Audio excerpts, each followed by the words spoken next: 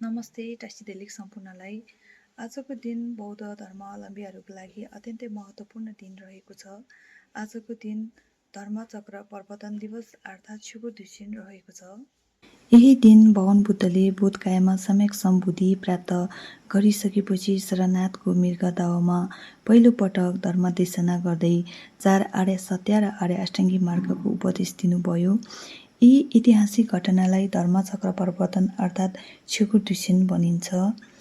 धर्मचक्र केवल एउटा प्रतीक मात्र होइन, यो अज्ञानताबाट ज्ञानतर्फ, दुःखबाट मुक्ततर्फ र सही मार्गतर्फ डोर्याउने सन्देश दिन्छ।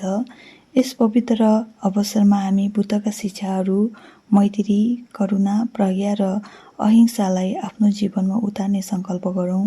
धर्मलाई केवल सुन्ने, पढ्ने वा चर्चा गर्ने मात्र होइन, आफ्नो दैनिक जीवन या व्यवहारमा लागू गर्नु नै बुद्धको शिक्षाको वास्तविक अभ्यास हो। यस पवित्र दिनको अवसरमा हामी सबै मिलेर सम्पूर्ण प्राणीको लागि सुख, शान्ति र मङ्गलको कामना गरौँ। भवतु सर्वमङ्गलम्।